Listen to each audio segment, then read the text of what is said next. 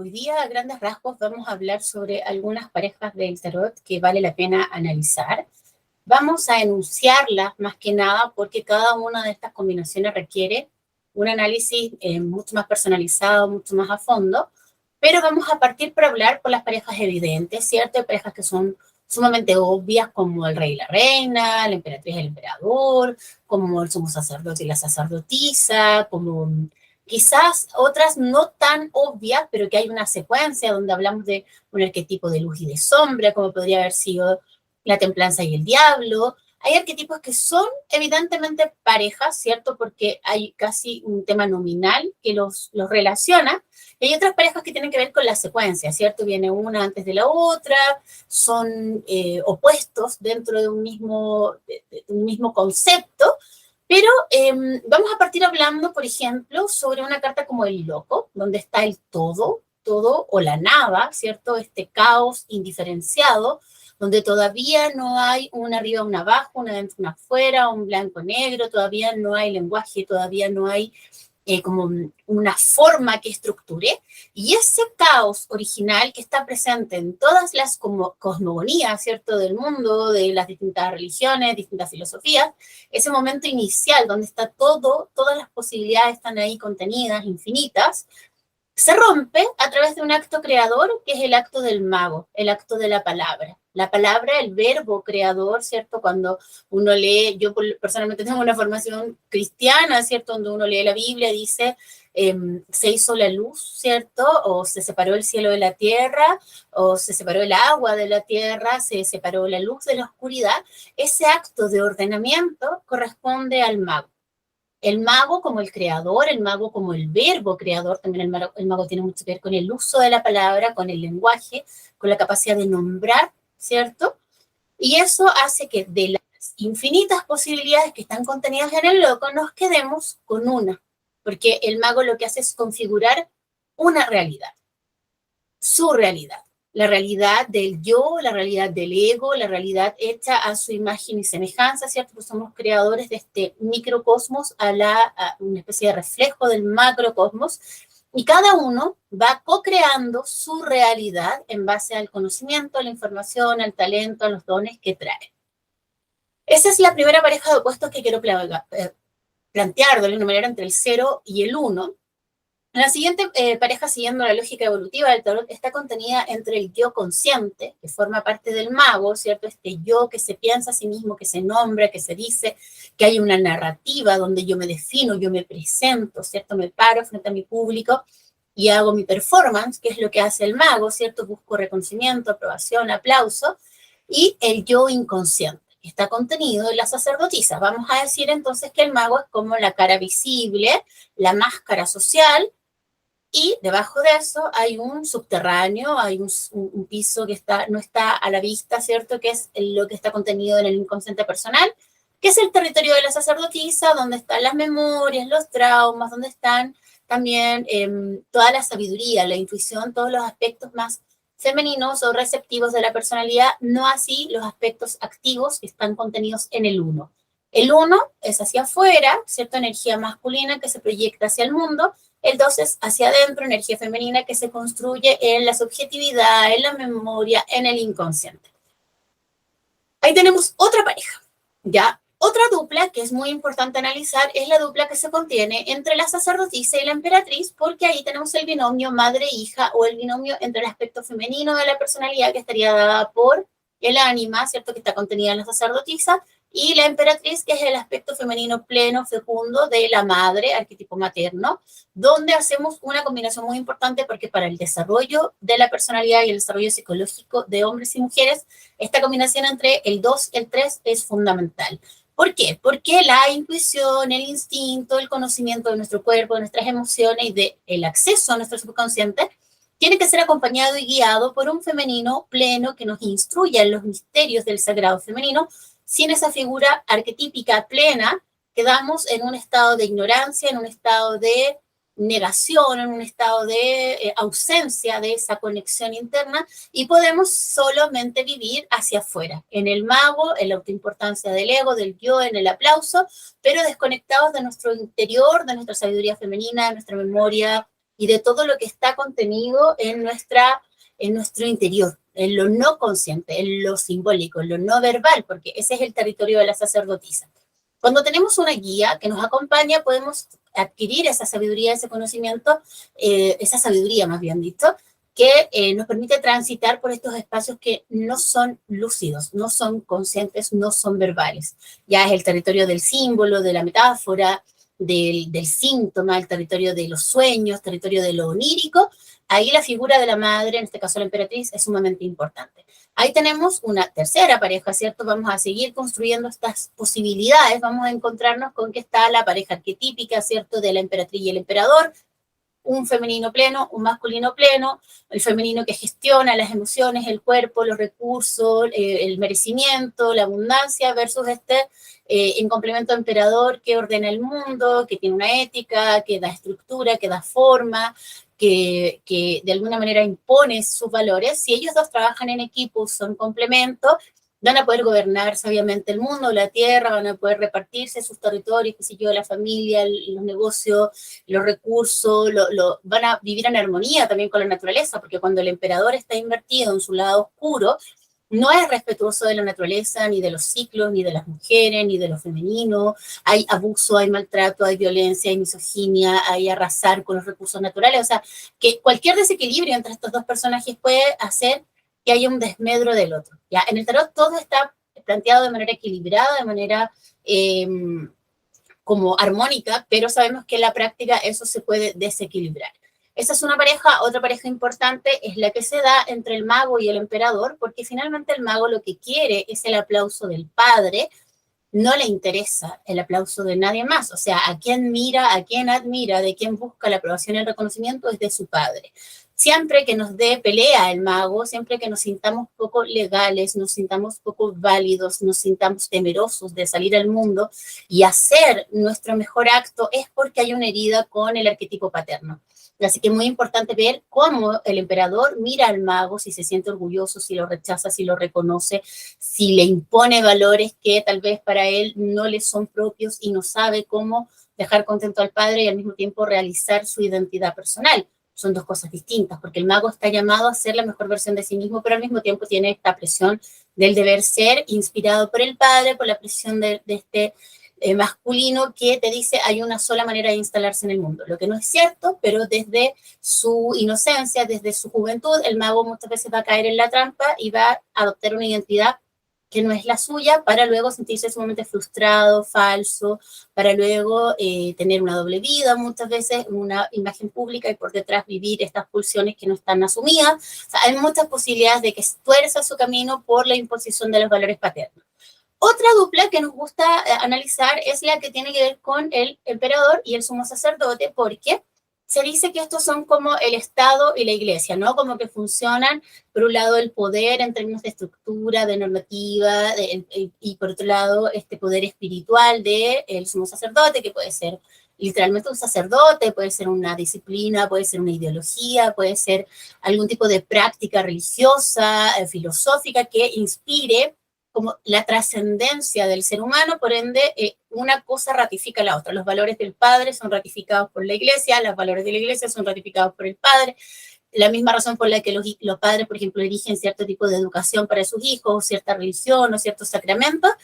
Hay una dupla ahí que se está repitiendo y que trabaja en conjunto y que puede ser, además, en su faceta oscura, muy perversa. Imagínense, se encuentra un emperador invertido con un sumo sacerdote invertido. Lo peor del poder, lo peor del abuso de poder, porque en el fondo también el sumo sacerdote tiene un poder espiritual sobre ti, y ese poder espiritual implica que yo te puedo manipular, que yo te puedo lavar un poco la cabeza, que yo puedo hacer que en nombre mío tú hagas cosas que son realmente un poco como reñidas con la moral y las buenas costumbres. Estamos cansados de saber casos de pedofilia, de abusos, de maltratos, de muerte, y todo tipo de cultos religiosos, pero sobre todo los más famosos en Occidente, que son la Iglesia Católica, el cristianismo, ¿ya? Eso por una parte. Vamos a encontrar que, si bien a veces se confunden, es importante hacer la distinción entre la sacerdotisa y el sumo sacerdote. Porque pregúntense, ¿por qué tienen que existir los dos? ¿En qué se diferencia una sacerdotisa a un sacerdote? Primero, que corresponden a ámbitos distintos de la realidad. el sacerdote funciona en todo lo que tiene que ver con el conocimiento de lo externo, el mundo, las relaciones de poder, el cosmos, incluso puede ser un científico, puede ser un experto en ciencia, en distintas cosas, pero la sacerdotisa, su territorio es adentro. La subjetividad, el inconsciente, el cuerpo, la memoria, la magia, el misterio, todos esos aspectos no verbales, no lógicos, no racionales, que son igualmente válidos que el territorio de estudio del sumo sacerdote.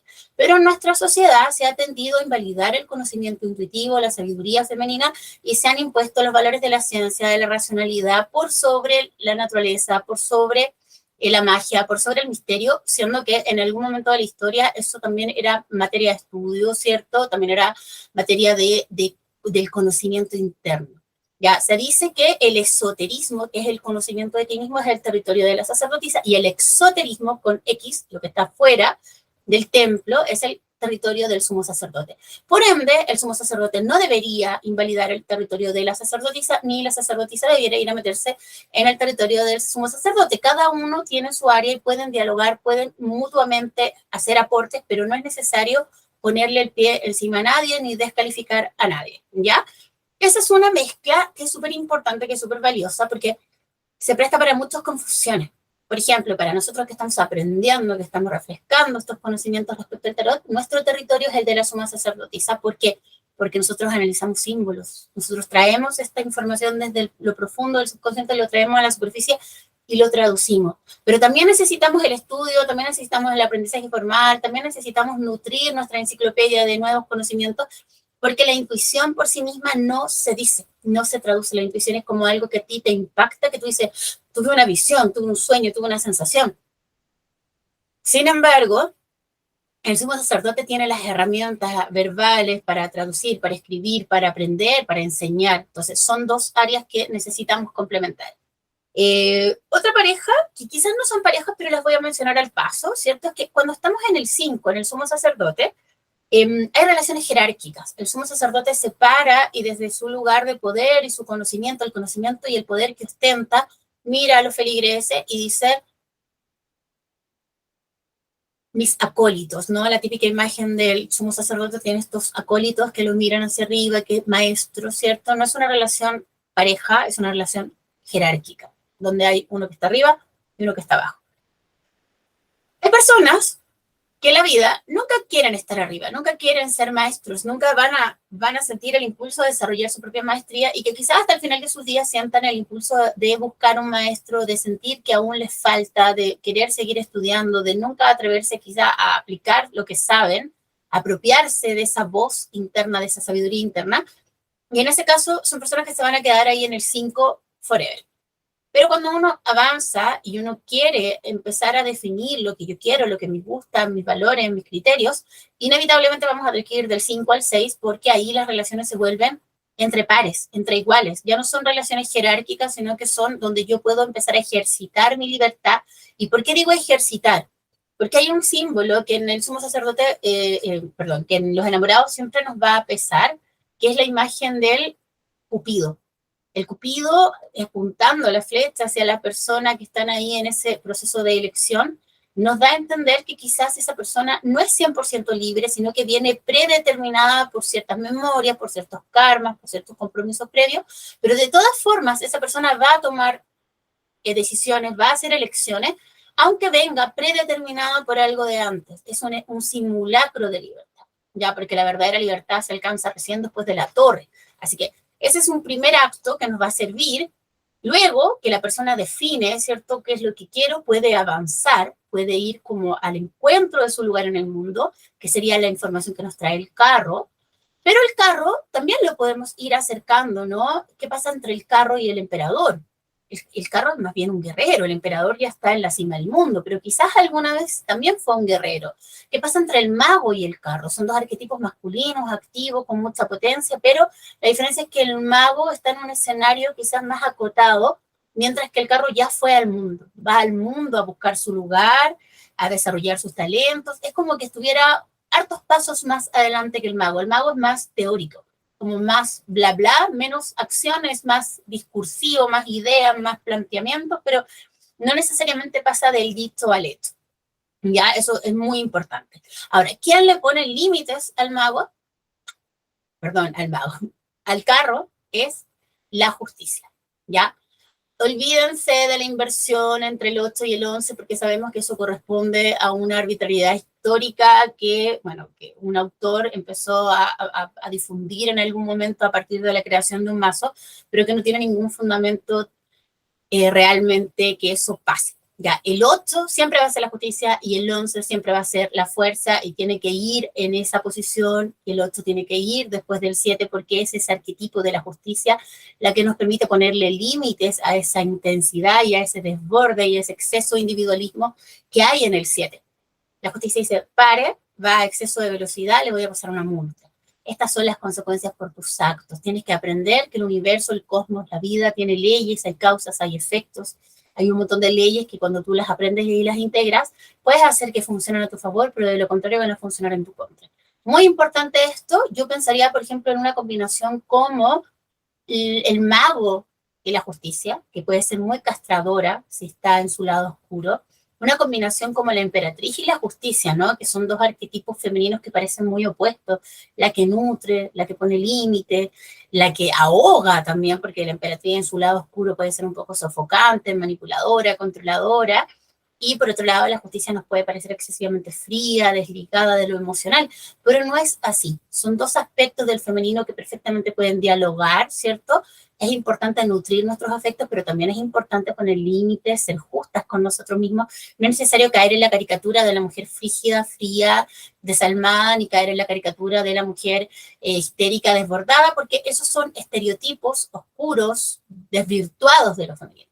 En la práctica, un arquetipo como la emperatriz y la sacerdotisa puede, o sea, la sacerdotisa, se me viene todo el rato, y la justicia pueden dialogar perfectamente y cada una ocupar su lugar dentro de un ser, ya, pero muchas veces, sobre todo en la mente masculina, esos arquetipos están polarizados, como que o eres buena y eres maternal, o eres mala y eres dura. Y la verdad es que eso tiene que ver mucho con la experiencia de los hombres respecto de sus propias madres, que luego proyectan en el resto de las mujeres. Importante entender cartas como, por ejemplo, una dupla que a mí se me ocurre es la que podrían hacer de el carro y el ermitaño, ¿no? Que son dos momentos de la vida. El carro es mucho más vital, mucho más joven, mucho más como en desarrollo, mientras que el ermitaño quizás llega a un momento de la vida más maduro, donde se siente un poco más viejo, donde busca en su interior y ya no busca afuera, donde quizás necesita adquirir más sabiduría, más experiencia y no tanto vehemencia ni tanta acción, ni tantas guerras, ni tantas batallas, ¿cierto? Ahí hay una dupla que me parece interesante. Podríamos ver, ¿cierto?, qué pasa con el yo de los 20 años y el yo de los 50 años. Son dos momentos súper distintos en mi introspección, aunque también podemos haber personas que se nieguen a madurar y que les moleste mucho el arquetipo del ermitaño porque se sienten solos, se sienten viejos, se sienten aislados, siendo que el ermitaño en realidad más que estar solo, aislado o ser aislado, es una decisión que tiene que ver con ir adentro. Si se fijan en la carta del ermitaño, generalmente vemos un personaje que tiene una lámpara, tiene un báculo y camina hacia el pasado buscando un poco la explicación de cómo llegué al momento actual. Es en el fondo, entro en mí mismo. Voy a buscar, voy a buscar de dónde vengo, voy a entender mi proceso, voy a integrar la experiencia. Muy, muy importante. Una carta que yo siento que podría ser un comodín, quizás, así como que nos podría servir en distintas situaciones, es lo que pasa con la Rueda de la Fortuna, porque la Rueda de la Fortuna finalmente es una carta que nos dice como que si bien el destino como tal no existe, porque cada uno va cosechando su propia siembra, ¿cierto? Cada uno va co-creando su realidad, sí es importante que nos hagamos conscientes de ciertos patrones que a nivel inconsciente nos vienen empezando desde muy atrás. Por ejemplo, el karma o patrones transgeneracionales o deudas que hayamos adquirido en otras vidas. Bueno, para entender esto es requisito que creamos también en conceptos como la reencarnación, ¿cierto? Entender que son muchas vidas, muchas experiencias, que somos parte de un sistema, de un linaje, de una continuidad donde el espíritu está siempre evolucionando a través de distintas vidas, a través de distintas personalidades, distintas personas. La rueda de la fortuna, si bien no habla de la suerte, porque la suerte como tal no existe, sí nos muestra ciertos hitos, ciertos eventos que en la vida es como que nos aparecieran situaciones y uno dice, oh, ¿por qué me está pasando esto nuevamente? Bueno, será porque la primera vez quizás no aprendiste, será porque la primera vez integraste a media y se te vuelve a repetir el mismo patrón y se te vuelve a repetir el mismo patrón y uno lo ve en relaciones, en trabajos, en salud, en progreso, en evolución. O sea, es como que nos podemos quedar pegados en un círculo vicioso o podemos entrar en este espiral. Entonces también de repente podemos sentir algo así como que tengo mala suerte, pero es porque yo no me estoy haciendo cargo, o puedo sentir que realmente yo estoy en un momento donde yo marco la pauta evolutiva de mi crecimiento. Importante eso.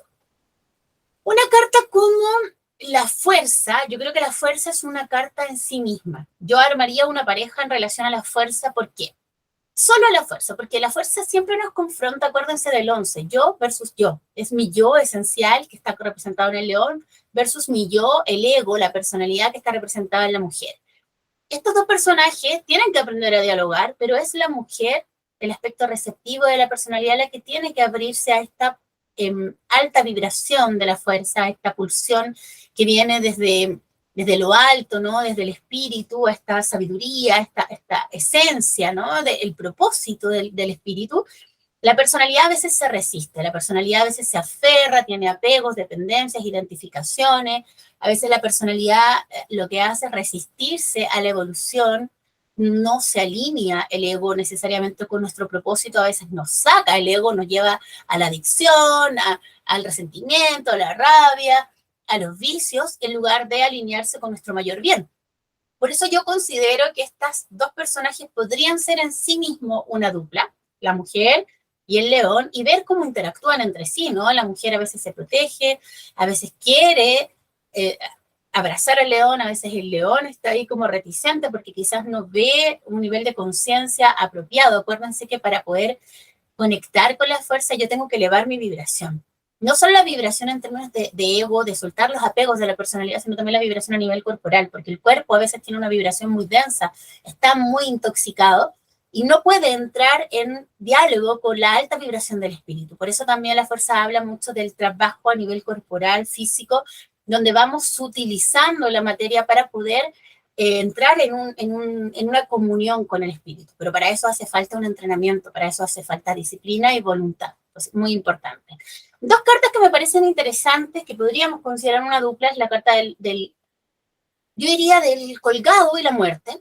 Siento que el colgado y la muerte son como la agonía y la muerte ya cuando solté cualquier ilusión de control, cuando nos vamos a negro, entramos en una zona de silencio, donde todo se transforma, donde todo se diluye, mientras que el colgado está en la antesala de la muerte, está como ahí incómodo, no sabe cómo actuar, no sabe cómo controlar, quiere controlar, pero en el fondo sabe que no puede porque los cambios que vienen van a ser ejecutados sí o sí. Cuando algo ya cumplió su ciclo, es importante soltar, porque si no entramos en esta resistencia y lo único que hacemos es prolongar la agonía, pero yo siento que es importante hacer esta comparación entre el 12 y el 13, porque claro, a veces vivimos el 12 como sacrificio, como ¿por qué me está pasando esto a mí? Como renuncia, no necesariamente nos entregamos a la sabiduría del campo, así que es importante hacer esa diferencia. Mis arquetipos favoritos como dupla yo creo que serían de alguna forma la templanza y el diablo, porque creo que este arquetipo de luz, de sanación, de arte, de armonía, de la templanza, versus este arquetipo de la sombra, de la oscuridad, del inconsciente, de la sexualidad, de la energía vital que está contenida en el diablo, si bien son las dos caras de la misma moneda, porque todo en este plano tiene una luz y una sombra, ¿cierto? En la práctica los vivimos muy polarizados. En la práctica, cuando yo estoy en la templanza, quiero estar en calma, quiero armonía, quiero paz y amor, no quiero entrar en contradicción, no quiero asumir mi sombra, no quiero ver mi oscuridad, no quiero ver mis apegos, mis dependencias, mis vicios. Solo quiero sentirme bien, porque como vengo de la muerte, vengo cansado, vengo con miedo, pero claro, la templanza es solo un nivel dentro del ciclo evolutivo de los arcanos mayores y no nos podemos quedar ahí para siempre solo siendo paz y amor y meditando, porque afuera el mundo sigue funcionando, sigue habiendo un montón de injusticias, de desequilibrios, de relaciones de poder, de violencia, de un montón de situaciones de las que yo no puedo estar exento porque si yo elijo quedarme solo en la templanza estaría viviendo en una burbuja de bienestar y paz y amor, pero en algún momento esa burbuja cuando explote, toda esta oscuridad del mundo se me va a venir encima porque finalmente es un reflejo de las mismas cosas que yo he negado y he reprimido en mí misma. Así que creo que ahí hay dos cosas que son súper interesantes. Quizás yo haría otra dupla entre el diablo y la torre, porque en el diablo todavía estamos coqueteando, todavía a veces tenemos miedo de liberarnos, de conectar con nuestro fuego, con nuestro poder, con nuestra energía vital, y todavía puede que el diablo nos domine y que estemos ahí esclavizados, atados, prisioneros de nuestra oscuridad, de nuestro inconsciente, versus la torre, ¿no? Que es una carta que nos desmorona, pero también nos libera y sentimos ese impacto, esa energía que nos atraviesa, que nos ilumina, que nos desarma la estructura y sale a la luz toda esta información que estaba negada, que estaba reprimida en el cuerpo, en el placer, en la memoria, porque se destapan también secretos, aparecen verdades. Entonces, un poco hacer el contraste, quizás son parejas un poco más abstractas las que estoy planteando, pero el contraste entre quedarse en el diablo, estar ahí coqueteando entre si recupero mi poder o no recupero mi poder, y cuando ya me libero. Incluso la torre a veces no es una liberación consciente, a veces simplemente ya no da para más y exploto. Incluso puedo llegar a la muerte, ¿no? Porque ya no se sostiene. Nada de esto se sostiene, no es sostenible y la conciencia a veces no quiere avanzar en esa dirección y la vida toma decisiones por nosotros, en el fondo, porque nosotros no nos hacemos cargo de generar un cambio, de generar conscientemente un cambio. Entonces las cosas a veces se desmoronan porque las dejamos estar, las dejamos estar, las dejamos estar. Una carta que me interesa mucho también como dupla es la mezcla entre la torre y la estrella, porque, bueno, a mí me ha pasado personalmente de estar en la torre, de estar en un derrumbe, bueno, no sé si todo el mundo lo ha vivido, a veces un duelo, una ruptura, una separación. A mí personalmente me han tocado eventos ligados a mi casa, como incendios, inundaciones, robos, cosas que me han dejado literalmente con lo opuesto, como súper con esta sensación de derrumbe, de despojo, de pérdida, de tener que reconstruir, de tener que buscar entre los escombros para volver a levantarte, pero al mismo tiempo sintiendo que hay una libertad, ¿no? Como que algo es como, uf, ya más malo que esto no puede ser, como que hay un tocar fondo y empezar a construir desde cero. Y con una libertad donde ya no estamos atados a lo que el diablo representaba, que son estas dependencias, miedos, apegos. Pero estar ahí se siente muy triste también, uno se puede sentir súper como tirado, abandonado, nos puede parecer injusto, nos podemos preguntar por qué, para qué. Y esas respuestas trascendentes de la divinidad vienen de la mano de la estrella. Entonces, claro, hacer este contraste entre la crisis, el derrumbe, el despojo tremendo que sentimos que la personalidad siente cuando estamos en la torre, y por otro lado, hacer la comparación con la estrella donde empiezo a caminar donde no sé dónde estoy, me siento perdido, he perdido mis viejas coordenadas, mis viejos puntos de referencia, porque un poco al caerse la torre todo se derrumba, ¿no? Es como que estuviéramos en Santiago y no supiéramos dónde está la cordillera. Nosotros nos ubicamos porque sabemos que la cordillera está al este y que si yo quiero ir al norte tengo que tener la cordillera, no sé, a mi mano derecha para poder avanzar y que al otro lado de la cordillera va a estar el oeste, va a estar el océano y así vamos a hacer nuestros puntos de referencia. Pero imagínense, nuestros puntos de referencia se caen, se dinamitan. Ya no sabríamos dónde es adelante, atrás, o sea, necesitaríamos una brújula. Y en medio del desierto, en medio de la nada, nuestra brújula son las estrellas. Las estrellas nos recuerdan que estamos en un camino, estamos en una búsqueda, que estamos construyendo sentido, porque las estrellas cuando uno las mira así, a primera vista, no tiene ningún sentido lo que proponen. Sin embargo, el que sabe leer las estrellas entiende que nos están dando coordenadas, que nos están mostrando hacia dónde ir, hacia dónde avanzar, nos están mostrando también como dónde está, cómo llegar a buen puerto, ¿no? Es como estar perdido en alta mar y el que sabe leer las estrellas va a saber que tal estrella nos guía en tal dirección porque al amanecer sale por, no sé, por el oeste. Esas son cosas que yo personalmente no sé de la naturaleza, pero sí sé leer otro tipo de signos, sí sé leer otro tipo de señales que también nos sirven como guías en momentos de oscuridad y nos dan a entender algo muy importante de la estrella, es entender que si hay un ordenamiento superior donde todo es perfecto, es porque lo que está abajo, el microcosmos a nivel humano, también es un reflejo de ese ordenamiento superior, o sea, que somos parte de algo más grande y eso nos da un propósito en la existencia, eso nos da un sentido de trascendencia y eso le da sentido a nuestra vida. Buscar nuestro lugar en el mundo, construir comunidad, buscar con quienes hacer este tejido social, ¿no? Que podamos soñar en la misma frecuencia, que podamos co-crear una realidad sin darle el poder a las estructuras, decir, no, si el mundo ya es así, no, la estrella nos libera de esa jerarquía del diablo, de las estructuras de poder que corrompen, que dañan la naturaleza, que odian a las mujeres, que se maltratan a los niños, que se pone el dinero por sobre todas las cosas. La estrella nos libera de eso, la estrella nos permite vivir bajo otros principios, bajo otros valores. Esa es una pareja que a mí me interesa, la Torre y la Estrella. Creo que la pareja que viene a continuación es bastante clásica, ¿cierto? La Luna y el Sol, por algo la Luna va antes, el trabajo a nivel inconsciente siempre es primero. El trabajo a nivel consciente viene después que yo me sumerjo en mis profundidades, después que yo me voy a la oscuridad, a lo profundo, en la densidad de mis emociones, de mi memoria, de mi linaje, de mi inconsciente, yo voy a buscar como un tesoro y lo traigo a la superficie y digo, aquí está, este aprendizaje lúcido, consciente que yo integro, que nace de una experiencia emocional profunda, una experiencia psíquica.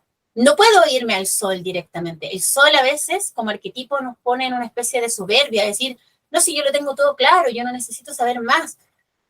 Y nos vuelve duros, nos vuelve fríos, nos vuelve rígidos, pero todos esos contenidos emocionales que están negados en una carta, como cuando nos aparece, por ejemplo, la luna invertida, son contenidos que vamos a tener que purgar igual en algún momento, en esta vida, en otra, que vamos a pasar a nuestra descendencia, que nos van a perseguir como enfermedad, como dolencia, como sueño, como pesadilla, como energía en el bajo astral finalmente. O sea, son temas sin resolver que vamos a tener que enfrentar de alguna manera igual y por ende no alcanzamos la experiencia del sol que realmente tiene que ver con la plenitud, con la conciencia, con la hermandad, con la solidaridad, porque no queremos hacer ese paso por la luna. Ya es muy importante.